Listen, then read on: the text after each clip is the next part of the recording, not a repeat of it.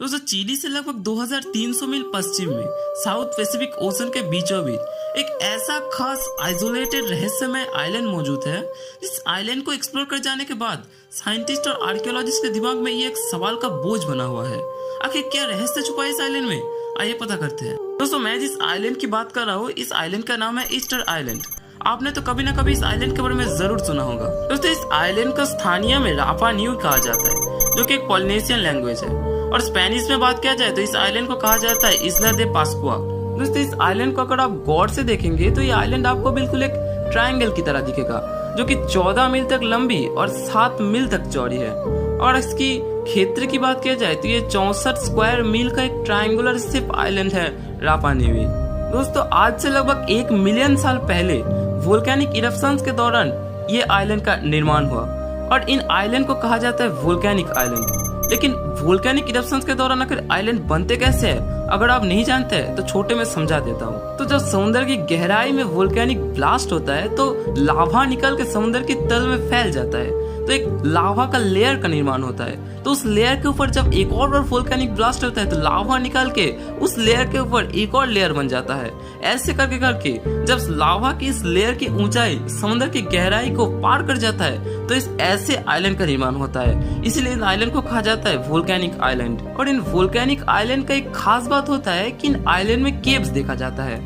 इसलिए Easter island में ऐसे बहुत सारे केव्स मौजूद हैं जो कि बहुत गहराई तक जाता है। इस आइलैंड में बड़े वोल्केनोज भी मौजूद है, जिनमें से सबसे ऊंचा है माउंगा तेरेवाका, जिसका ऊंचाई है 324 मीटर और ये एक डोरमेंट वोल्केनो है। अब ये डोरमेंट वोल्केनो क्या है मैं छोटे में बता देता हूँ। तो जो सारे वोल्केनोज बहुत लंबे समय से लावा ना उगलने के कारण बुझ जाता है, उनको कहा जाता है डोरमेंट वोल्केनोज। यानी वो वोल्केनोज तो पहले लावा उगलता था, बहुत पहले, लेकिन कुछ लंबे समय से वो लावा ना उगलने के कारण बुझ चुका है, इसलिए इनको कहा जाता है निष्क्रिय ज्वालामुखी या डोरमेंट वोल्केनोज।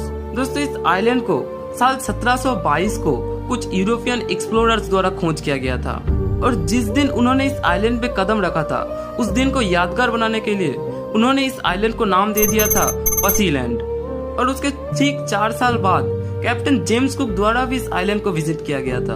और उसके बाद रिसर्चर, आर्कियोलॉजिस्ट और साइंटिस्ट की टीम इस आइलैंड में आना जाना शुरू कर दिया और उसके बाद 19वीं शताब्दी में इस आइलैंड को चिली के अंडर में कर दिया गया। लेकिन दोस्तों इस आइलैंड में आखिर ऐसा है क्या कि ये आइलैंड इतना ज्यादा खास, रहस्यमय और अनोखा है, आइए पता करते हैं। लेकिन दोस्तों उससे पहले अगर आप इस चैनल पे पहली बार आए तो प्लीज चैनल को सब्सक्राइब कर लीजिएगा ऐसे मजेदार इंटरेस्टिंग रहस्यमय चीजों के बारे में और जानने के लिए। दोस्तों अगर आप साउथ पैसिफिक ओशन में गौर से देखेंगे तो आपको ऐसे बहुत सारे वोल्केनिक आइलैंड देखने के लिए मिल जाएगा, लेकिन ईस्टर आइलैंड उन सभी वोल्केनिक आइलैंड से बहुत अलग, रहस्यमय है, क्योंकि इस आइलैंड में मौजूद है लगभग 950 से भी अधिक 13 फीट लंबी स्टोन स्टैचूज। अब आप एक बार इमेजिन कीजिए कि आप जमीन से 2000 मील दूर में समुद्र के बीचों बीच एक ऐसे आइलैंड में अचानक पहुंच गए जिस आइलैंड में आप बिल्कुल अकेले हैं, कोई नहीं है आपके साथ, और वो आइलैंड भी वीरान और सुनसान है, लेकिन आपकी ओर नजरें टिकाया हुआ है इंसानों की तरह देखने वाला बहुत बड़े बड़े स्टोन स्टैचूज। तो आपका एक्सपीरियंस कैसा होगा? अब यही बड़ी तो सवाल और रहस्य का जन्म होता है कि आखिर जमीन से 2000 मील दूर में कौन, कब, किन लोगों ने, किस लिए इन स्टैचूज़ को अपनाया। मैं जिस अनोखे रहस्यमय मूर्तियों की बात कर रहा हूँ, ये मूर्तियाँ देखने में तो बिल्कुल इंसानों की तरह ही लगता है, लेकिन इनके सिर शरीर के मुकाबले बहुत बड़े और लंबे होते हैं। और इनके अप्रोक्स हाइट की बात किया जाए तो इनके अप्रोक्स हाइट होती है लगभग 13 या 14 फीट के आसपास और वजन होती है लगभग 14 टन के आसपास। दोस्तों मैं जिन स्टैचुओं की बात कर रहा हूँ इन स्टैचुओं को कहा जाता है मोआई स्टैचूज। दोस्तों अब तक सबसे बड़ा जो मोआई स्टैचूज का खोज पाया गया है उसका हाइट है लगभग 33 फीट के आसपास और वहीं पे वजन है लगभग 82 टन के आसपास। एक ऐसे स्टैचू का भी खोज पाया गया है जिसका हाइट है लगभग 21 मीटर के आसपास और वहीं पे वजन लगभग 150 टन तक है, लेकिन वो एक अनफिनिश स्टैचू था। लेकिन इनके साइज के बारे में जान के आप ये जरूर पता लगा सकते हैं कि इस आइलैंड में कितने बड़े बड़े स्टैचूज मौजूद है। दोस्तों रापा न्यूई यानी ईस्टर आइलैंड में आपको लगभग हर एक जगह पर स्टोन स्टैचूज देखने के लिए मिल जाएंगे, जैसे कि राणा रारकू में इन स्टोन स्टैचुओं को जमीन में दफन होते हुए कुछ लेटा हुआ, कुछ खड़ा हुआ, कुछ अनफिनिश्ड ऐसे तरीके के स्टोन स्टैचूज यानी मोआई पाया गया है। दोस्तों राणा रारकू एक वोल्केनिक क्रिएटेड जगह है और यहाँ पे आपको लगभग हर एक जगह पर ही टफ्स रॉक्स देखने के लिए मिलता है। अब ये टफ्स रॉक्स कोई और चीज नहीं बल्कि वोल्केनिक एसेस और स्मॉल स्टोन्स जम के बना हुआ एक खास तरीके का रॉक्स होता है। और रिसर्च से ये पता चला है कि इन टफ्स को ही काट कर इन मोआई स्टैचूजों को बनाया गया था। इसीलिए कहा जाता है कि राणा रारकू में ही इन ज्यादातर मोआई स्टैचूजों का निर्माण किया गया था। इसीलिए हमें मोआई स्टैचूजों को यहाँ पे अनफिनिश्ड, टूटा हुआ, गिरा हुआ, जमीन में दफन होता हुआ पाया गया है। इसीलिए राणा रारकू को ही नर्सरी ऑफ द मोआई स्टैचूज कहा जाता है। दोस्तों मोआई स्टैचूजों को ईस्टर आइलैंड में लगभग हर एक जगह पर ही अलग अलग तरीके से देखने के लिए मिलता है। जैसे कि आहू टोंगारकी और एनाकिना बीच में इन स्टैचुओं को एक खास प्लेटफॉर्म या फिर स्टेज के ऊपर खड़ा हुआ पाया गया है। दोस्तों इस खास प्लेटफॉर्म और स्टेज को कहा जाता है आहू।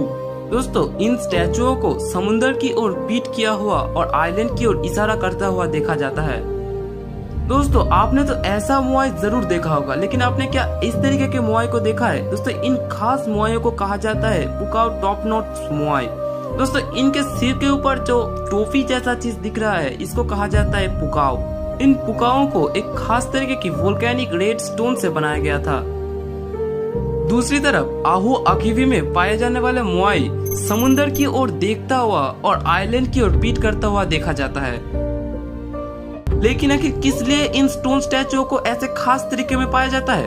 जहाँ पे आहू टोंगारकी और एनाकिना बीच में पाए जाने वाले मोआई समुंदर की ओर पीट खड़ा हुआ और आइलैंड की ओर देखता हुआ पाया जाता है, और वहीं पे आहू अकीवी में पाए जाने वाले मोआई समुंदर की ओर देखता हुआ और आइलैंड की ओर पीट किया हुआ पाया जाता है। आइए पता करते हैं। दोस्तों इस चीज का असली कारण तो अभी भी अनसुलझी हुई है, लेकिन कुछ थ्योरीज हमें ये सजेस्ट करता है कि आहू टोंगारकी में पाए जाने वाले मोआई उस आइलैंड को रक्षा करने के रूप में बनाया गया था, और दूसरी तरफ आहू अकीवी में पाए जाने वाले मोआई उन ट्रैवलर्स के लिए बनाया गया था जो ट्रैवलर्स इस आइलैंड को ढूंढते हुए आते हैं। और वहीं पे पुकाओ टॉप नॉच मोआई के बारे में कुछ थ्योरीज हमें ये बताता है कि इनके सिर के ऊपर जो पुकाओ मौजूद होता है वो कोई और चीज नहीं बल्कि हेयर स्टाइल है। और दूसरी तरफ कुछ थ्योरीज हमें ये बताता है कि इन खास मोआई के सिर के ऊपर जो टोपी जैसा चीज मौजूद होता है यानी जिनको पुकाओ कहा जाता है, इन पुकाओ को असल में पावर यानी शक्ति के प्रतीक के रूप में बनाया गया था। अब दोस्तों यहाँ पे एक सवाल ये आता है कि इन स्टोन स्टैचुओं को अगर राणा रारकू में बनाया गया था तो इन स्टोन स्टैचुओं को इस आइलैंड में यानी ईस्टर आइलैंड में लगभग हर एक जगह पर ही कैसे ट्रांसफर किया गया था? इतने बड़े बड़े स्टोन स्टैचुओं को इस आइलैंड में हर एक जगह पे ट्रांसफर करना कोई मुंह की बात नहीं है।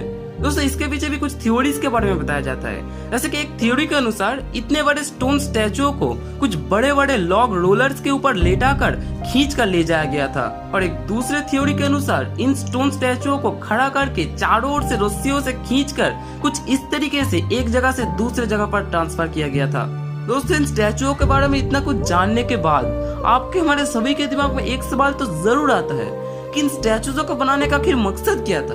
यानी जाहिर सी बात है पैसिफिक ओशन के बीचों बीच में एक वोल्केनिक सुनसान आइलैंड में 950 से भी अधिक स्टैचूज बनाने का मकसद क्या था? दोस्तों ये सवाल आज भी अनसुलझी हुई है, यानी एक रहस्य बना हुआ है। लेकिन मॉडर्न रिसर्च हमें कुछ थ्योरियां जरूर सजेस्ट करता है, लेकिन असली कारण कोई नहीं जानता है। दोस्तों ये कहा जाता है कि इन मोआई को प्राचीन महत्वपूर्ण कुछ पूर्वजों की स्मृति के लिए बनाया गया था, लेकिन मॉडर्न रिसर्च से हमें अलग थ्योरी का पता चला है।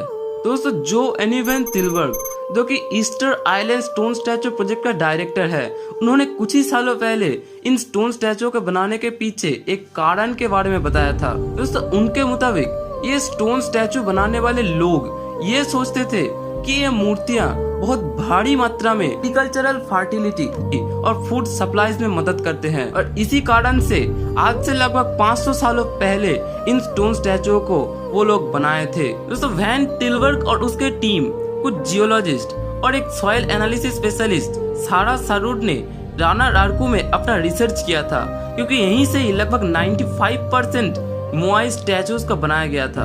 दोस्तों जब यहाँ का जमीन की सॉइल टेस्ट किया गया तो कुछ ऐसे एलिमेंट्स का मौजूदगी के बारे में पता चला जो कि यहाँ का जमीन को फर्टिलाइज करता है, और कुछ फूड एविडेंस के बारे में भी पता चला, जैसे कि स्वीट पोटैटोज, ताड़ो, बनाना।